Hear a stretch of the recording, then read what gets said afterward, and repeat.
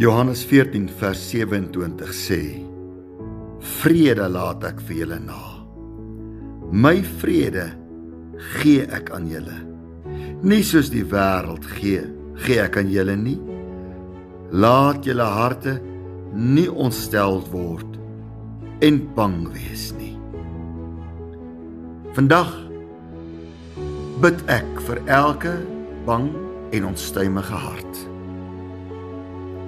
Bring jy elke saak na die Here toe, wat vrede uit jou hart wegwaai soos blare in die wind. Net by God is volle vrede beskikbaar. En die Bybel sê hier, hy gee dit. Jy gaan nie betaal daarvoor nie. Jy hoef nie te pleit daarvoor nie. Jy hoef net te kom vra en ontvang. Kom ons bid nou saam. Almagtige God en Hemelse Vader, die Here Jesus Christus het vir ons hierdie belofte gemaak om vrede in ons harte uit te stort.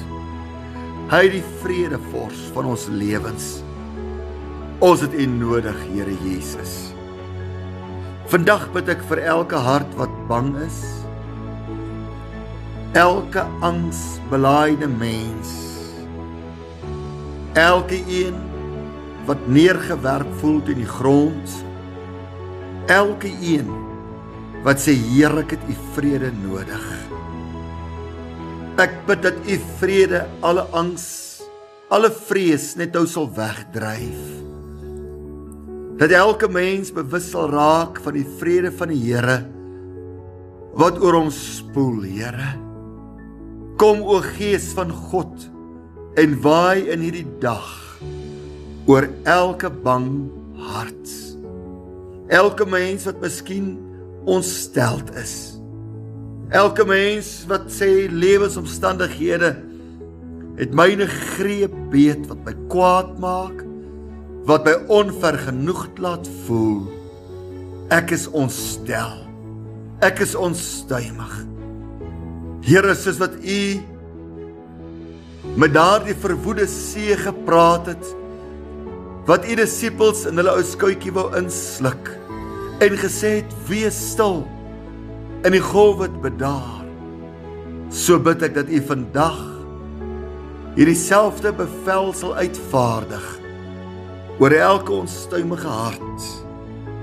Wees stil. Here, sodat die vrede van die Here, wat alle verstand te bowe gaan, nou elkeen se deel sal word.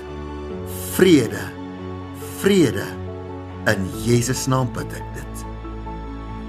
Amen.